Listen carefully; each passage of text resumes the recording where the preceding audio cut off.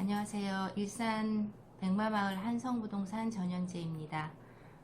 요즘에 잠 못 주무시는 분들 좀 많으신 것 같아요. 부동산 관련한 그런 계약이 진행 중이거나 또 매수가 매수 예상을 하시거나 또 파시는 분 역시 잠 못 이루는 밤일 것 같습니다. 지금 22번째 대책을 앞두고 있어요. 대책이 나올 때마다 대책에 대한 내용들을 보도하는 유튜브 영상들이 굉장히 많으니까 그 내용들은 거기 참고하시면 될 것 같고요.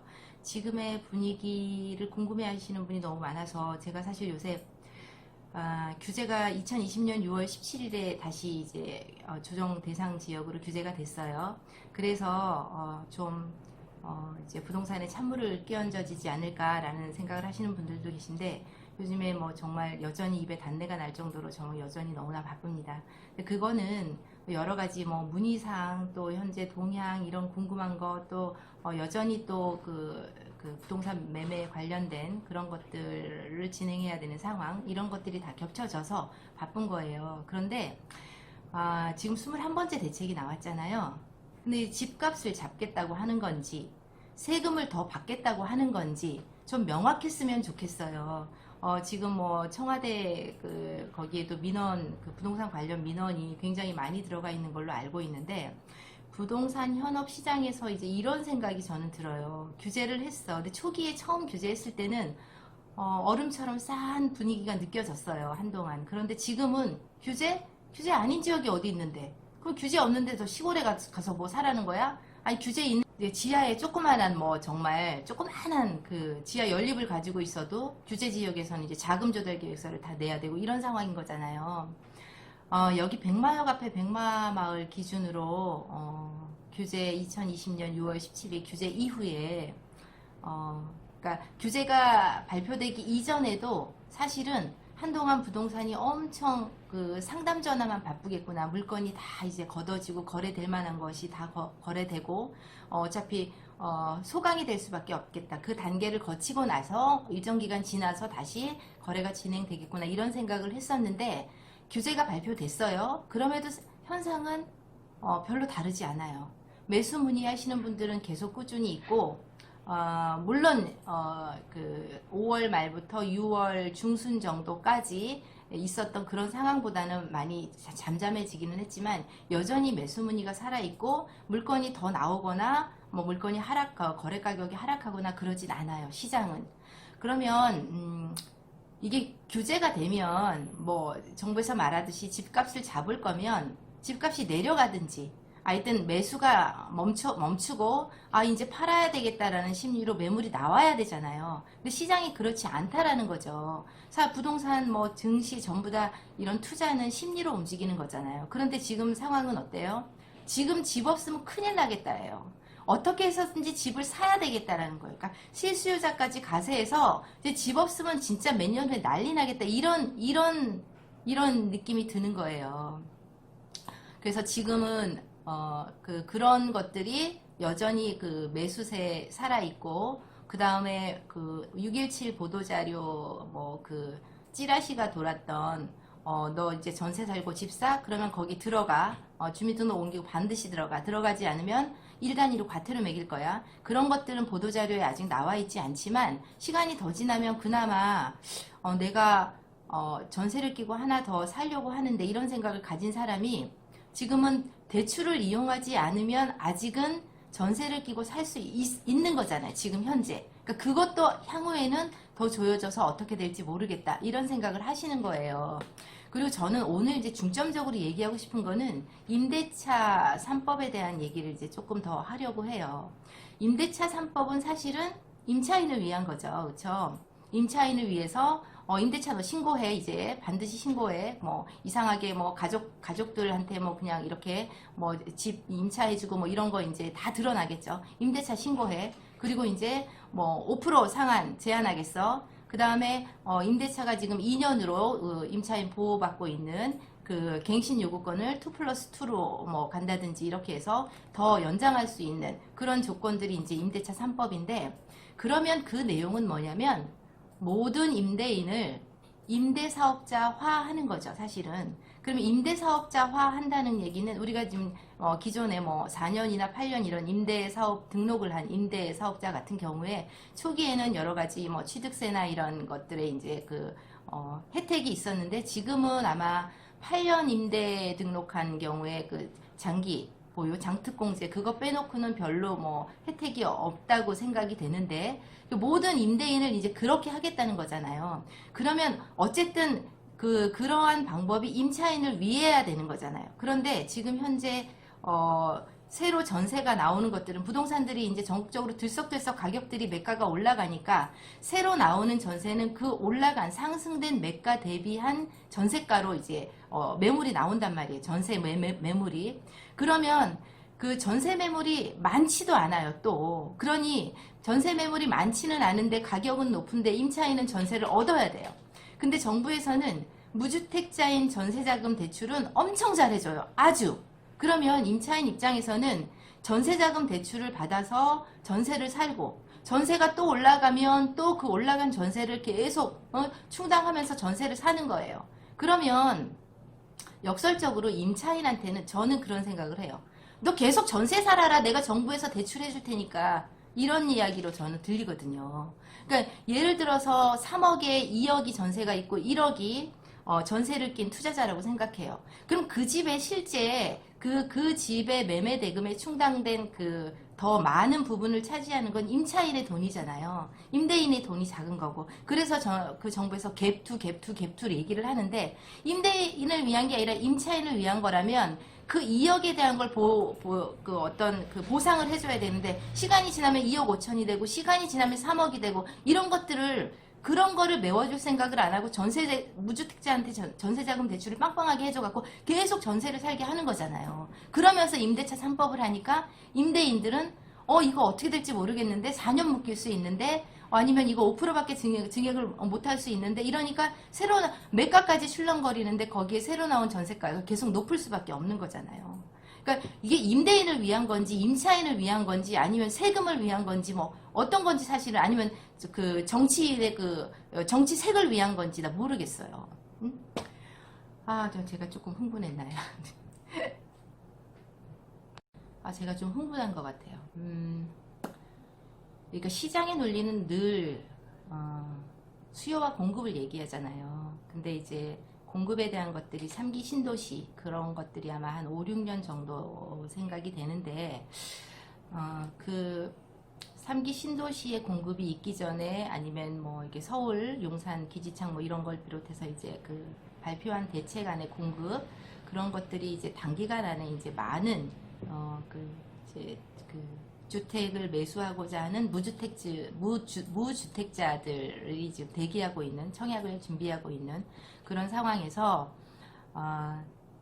이제 한간에는 또 이제 그런 청약을 준비하느라고 오랜 시간 동안 무주택을 유지하고 또 가점을 위해서 꼬박꼬박 잘 청약 예금을 넣으면서 준비하시는 분들 있잖아요. 근데 그분들도 이제 불안해졌어요. 왜냐하면 내가 이렇게 준비하다가 청약이 되면 좋아요. 그런데 청약을 넣어서 만약에 그게 당첨이 안 되면 그러면 그 기간 동안 지금의 부동산 시장으로 봐서는 계속 가격이 오를 것 같은데 이걸 어떻게 해야 되냐. 이런 걸 또 부동산을 물어보셔요. 제가 어찌 알아요. 저는 늘 말하잖아요. 저는 그냥 부동산 중개하는 사람이라고. 또 하나는 뭐 세종시를 비롯해서 세무서나 아니면 구청이나 시군구청이나 이런 데 이제 그분들도 정말 많이 민원에 시달릴 것 같아요. 전화가 뭐 엄청 폭증을 하고 구청 같은 데 한번 가보면 사람들 줄이 어디까지 서 있는지 몰라요. 대기표를 받고.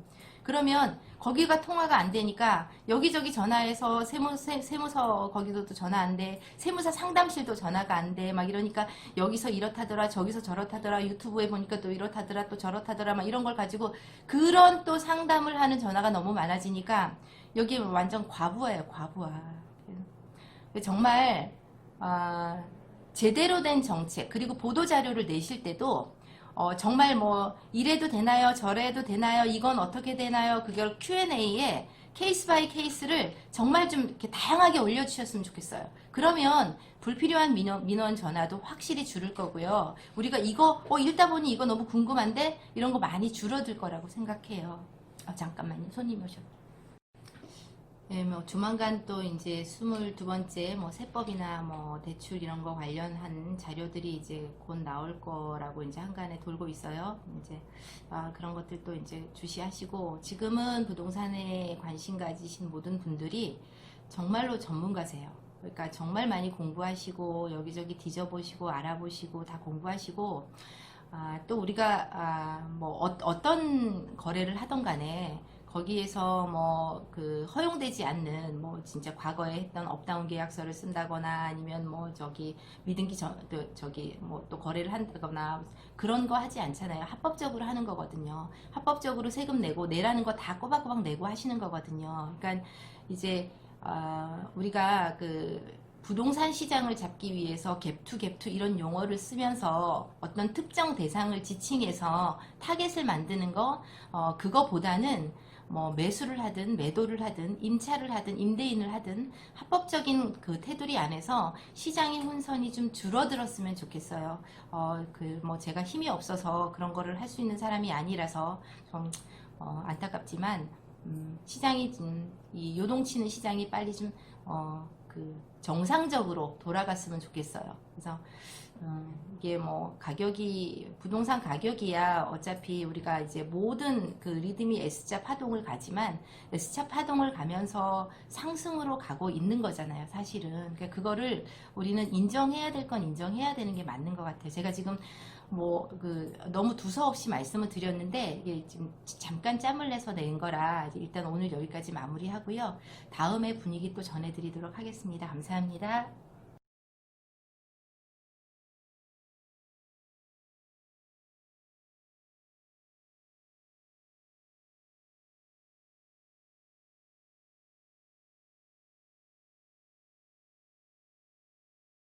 안녕하십니까. 일산 아파트 거래 1등 한성부동산입니다. 오늘은 그 전현재 공인중개사가 7월 동향에 대해서 일단 얘기했는데, 제가 이어서 지금 오늘은 7월 3일입니다. 금요일입니다.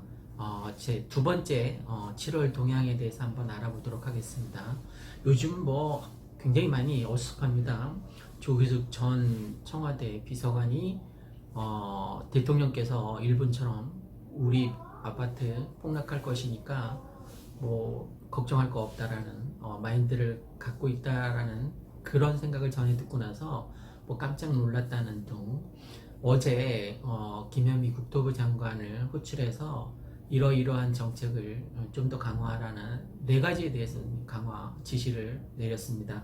오죽했으면 문재인 대통령께서 직접 나서서 대통령께서 직접 부동산을 살펴보겠다라고 현직 장관을 불러서 얘기를 했겠습니까? 그만큼 현 사태가 굉장히 위중하다라는 것을 인식했다라는 거죠.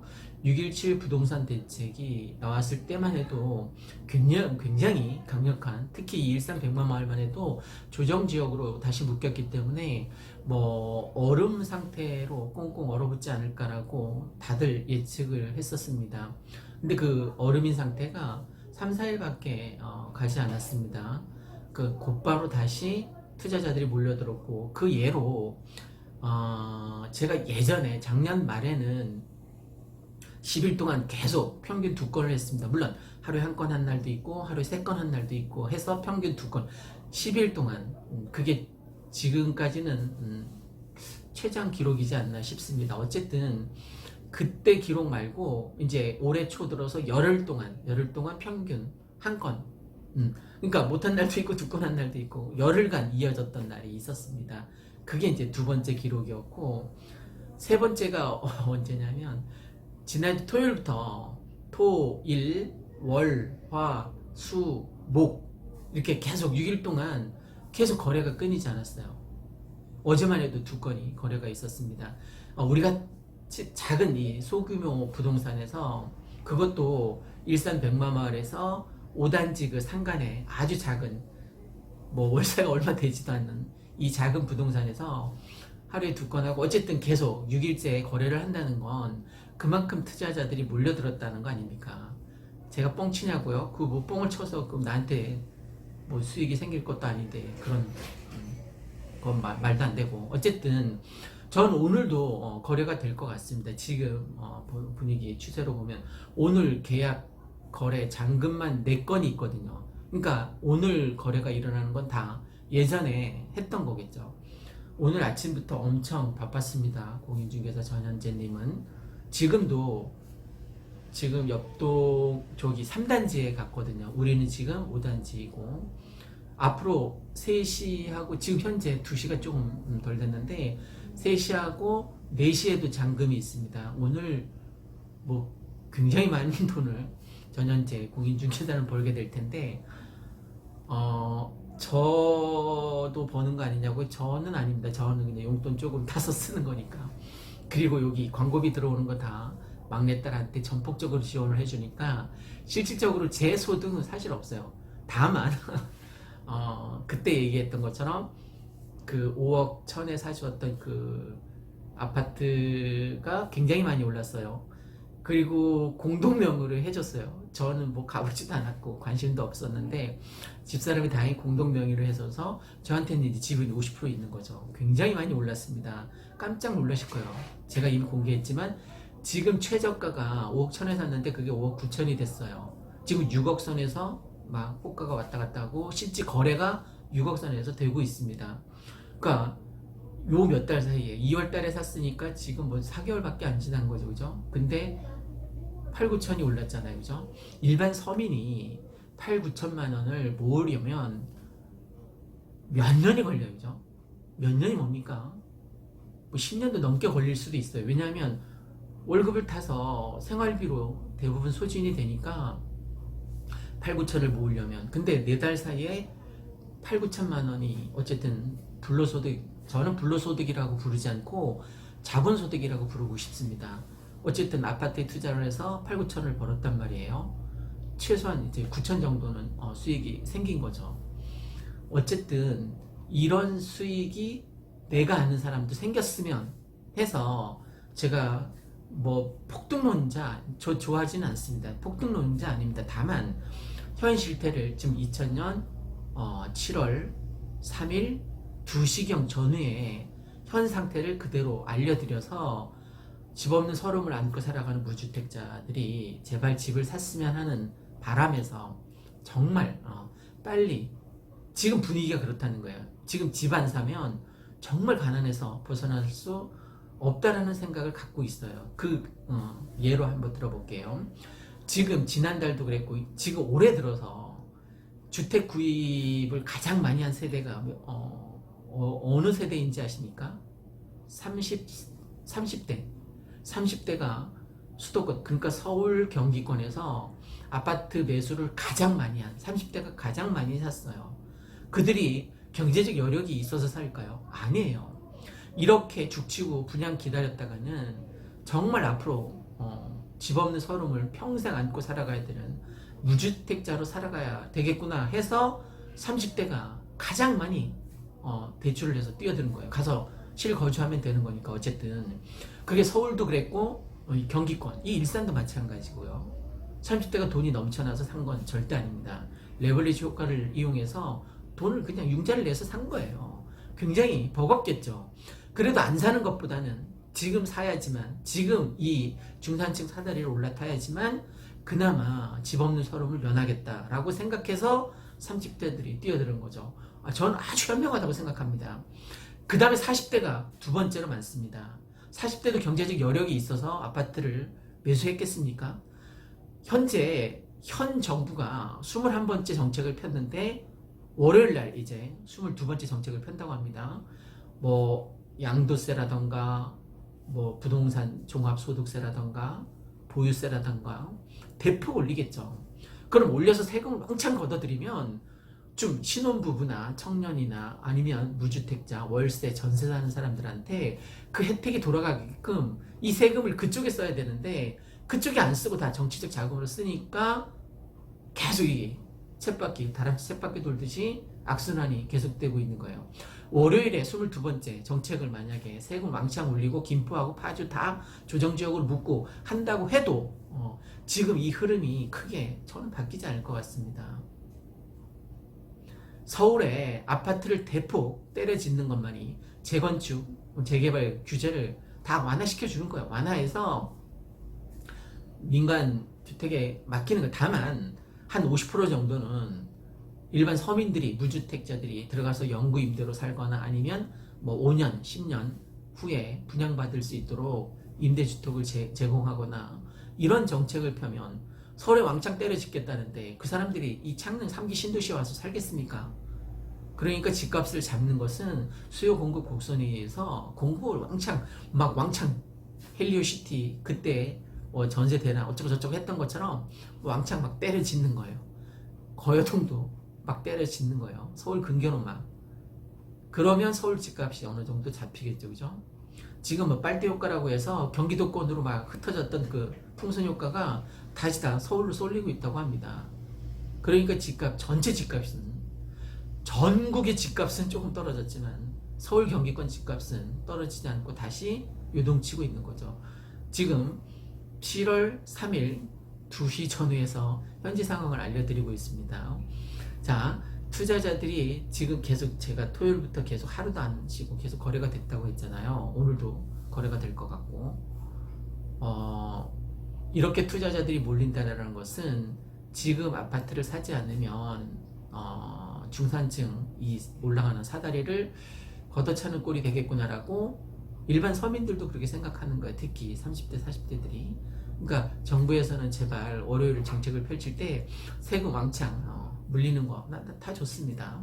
다만 공급 대책을 좀 대폭 확대해서 뭐 수도권뿐만이 아니라 경기도권에 왕창 때려짓겠다는 정책을 발표했으면 좋겠습니다. 그래서 수요와 공급에 의해서 지금 아파트 값이 차분해져서 지금 7월 3일 현재 매물 잠김 효과라고 하죠, 그죠? 매물을 내놨던 것들을 주인들이 다 걷어들였어요. 거의 다.